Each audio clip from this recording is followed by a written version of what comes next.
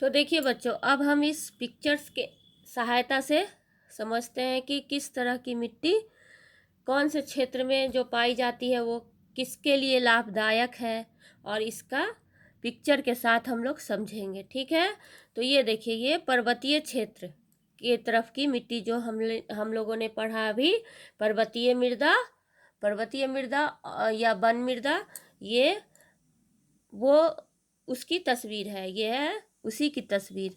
पर्वतीय मृदा ये क्या होता है कि अपने नाम के अनुसार ये पर्वतीय मृदा पर्वत और पहाड़ी क्षेत्रों में ही पाई जाती है।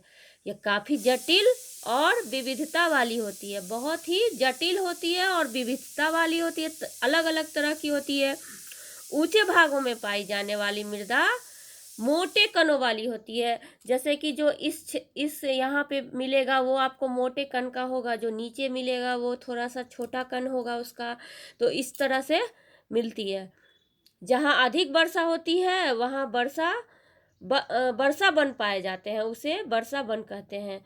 और उस क्षेत्र में भी ये मिट्टी पाई जाती है। सदाबहार वन निचले भागों में होते हैं।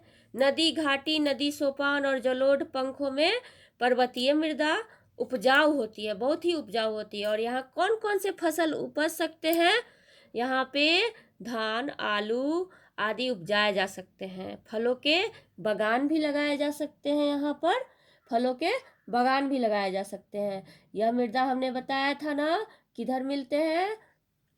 ये मृदा जम्मू कश्मीर, हिमाचल के क्षेत्र में ज़्यादातर पाए जाते हैं। ठीक है, अब हम आगे चलते हैं। ये है क्या, आप लोग देखिए इसको, डिजर्ट सॉइल। ये है मरुस्थलीय मृदा। क्या है? मरुस्थलीय मृदा। हमने बताया था ना, मरुस्थलीय मृदा किस क्षेत्र में पाए जाते हैं? राजस्थान, पश्चिम हरियाणा, दक्षिणी पंजाब इत्यादि जगहों पे ये मृदा पाए जाते हैं। और ऐसी मृदा बलुई किस्म का होता है, बालू जिसमें मिक्स होता है, ह्यूमस रहित होता है, हल्का लाल या भूरे रंग का भी हो सकता है। इसका विस्तार किधर किधर बताया मैंने? राजस्थान, सौराष्ट्र, कच्छ, पश्चिम हरियाणा, दक्षिण पंजाब इत्यादि में होता है। सिंचाई और उर्वरकों की व्यवस्था में ऐसी मृदा में कपास, धान, गेहूं, तेलहन आदि भी अच्छे से होता है। क्या क्या होता है बच्चों? कपास भी अच्छे से होता है, धान, गेहूं और तेलहन यहाँ पे हम लोग उपजा सकते हैं। ठीक है, तो चलिए तीसरा देखते हैं हम लोग, लैटराइट मिट्टी। क्या? लैटराइट मिट्टी, जो हमने कहाँ कहाँ बताया था, भारत के किन क्षेत्रों में बताया था? कर्नाटक में, तमिलनाडु में, उन क्षेत्रों में पाई जाती है। तो लैटराइट मृदा का विकास उच्च तापमान और अधिक वर्षा वाले क्षेत्रों में होता है। कहाँ कहाँ होता है? जहाँ बहुत तेज गर्मी होती है, जहाँ वर्षा भी ज़्यादा होती है। खासकर कर्नाटक में भी होती है, केरल, तमिलनाडु, मध्य प्रदेश, उड़ीसा, बहुत सारे क्षेत्रों में लेटराइट मिट्टी पाई जाती है। इसमें ह्यूमस की मात्रा भी कम होती है, ह्यूमस की मात्रा भी कम होती है। अधिक तापमान के कारण क्या होता है कि अपघटक बैक्टीरिया नष्ट हो गए रहते हैं, सारे नष्ट हो जाते हैं। ज़्यादा तापमान में क्या होता है कि सारे कीटाणु, जीव जंतु सब नष्ट हो जाते हैं। अपक्षय के कारण यहाँ मृदा कठोर हो जाती है। इसमें लोहा, एल्युमिनियम के ऑक्साइड भी मिले होते हैं, जिससे इसका रंग लाल दिखने लगता है। एल्युमिनियम के कारण क्या होता है कि इसका रंग भी लाल जैसा दिखता है ना, ये देखिए लाल दिख रहा है। यदि तकनीक का सहारा लिया जाए तो यहाँ पे चाय, कहवा, काजू उपजाने के लिए ये मृदा उपयुक्त होता है। क्या क्या? चाय भी यहाँ पर चाय की खेती हो सकती है, कहवा की खेती हो सकती है, जिससे हम लोग एक तरह का पेय पदार्थ बनाते हैं, या काजू इत्यादि की यहाँ पर खेती की जा सकती है। अब चलिए आगे बढ़ते हैं। ये मैंने बताया था लाल और पीली मिट्टी। क्या? लाल और पीली मिट्टी ये कहाँ कहाँ पाई जाती है? ये प्रायद्वीप पठार और पूर्वी एवं दक्षिणी हिस्से में खासकर पाई जाती है।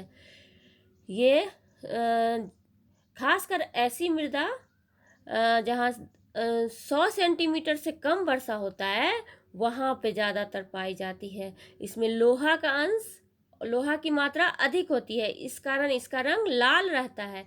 लेकिन क्या होता है कि ये जल में मिल जाती है तो इसका रंग पीला हो जाता है। यहाँ पर देख रहे हैं बच्चों, लाल से पीला हो जाता है कब? जब ये जल में मिल जाती है। तो इसी कारण से इसका रंग लाल से पीला हो जाता है। ऐसी मृदा का विस्तार तमिलनाडु, कर्नाटक, गोवा, आंध्र प्रदेश, उड़ीसा, छोटा नागपुर इत्यादि जगहों पर मिलता है। नीस जैसे रवेदार अग्नेय चट्टानों के टूटने से ये बनता है। क्या? ग्रेनाइट और नीस जैसे रवेदार चट्टान, खुरदरा चट्टान जो होता है, ग्रेनाइट और नीस, इन सब के टूटने से ये बनता है। चलिए अब आगे देखते हैं हम लोग। जलोढ़ मिट्टी हमारे बिहार में पाई जाती है। जलोढ़ मृदा बाढ़ वाले मैदानी भागों में ज़्यादा पाई जाती है। भारत के जितने भी मैदानी हिस्सा है वहाँ पर जलोढ़ मिट्टी पाई जाती है। सिंधु, गंगा और ब्रह्मपुत्र आदि नदियों ने उत्तर भारत के विस्तार क्षेत्रों में जलोढ़ मृदा को फैला रखा है। इस कारण से इन क्षेत्रों में यहाँ पे जलोढ़ मिट्टी पाई जाती है। इसके अलावा थोड़ा राजस्थान, गुजरात में भी ये पाई जाती है। तो इस तरह से हम लोगों ने देखा कि जलोढ़ मिट्टी में दो तरह की जलोढ़ मिट्टी होती है। नवीन जलोढ़ मिट्टी को खादर और पुराने जलोढ़ मिट्टी को बांगर कहते हैं। जलोढ़ मिट्टी में चावल, गेहूं, मक्का, गन्ना, दलहन की फसल आसानी से की जा सकती है। अब आगे चले हम लोग। ये काली मिट्टी क्या है? काली मिट्टी में क्या क्या मिलता है? जैसा कि नाम से स्पष्ट है, काली मिट्टी का रंग काला होता है। ऐसी मृदा एल्युमिनियम एवं लोहे के यौगिक पाए जाते हैं। ऐसी मृदा में क्या क्या पाए जाते हैं? एल्युमिनियम और लोहे के यौगिक। यह मृदा कपास की उपज के लिए काफ़ी फायदेमंद होता है और ख़ासतौर पर यह मृदा दक्कन पठार के लावा प्रदेश में पाया जाता है। इसके अलावा महाराष्ट्र, गुजरात, कर्नाटक, आंध्र प्रदेश, तमिलनाडु राज्यों में भी ये पाई जाती है।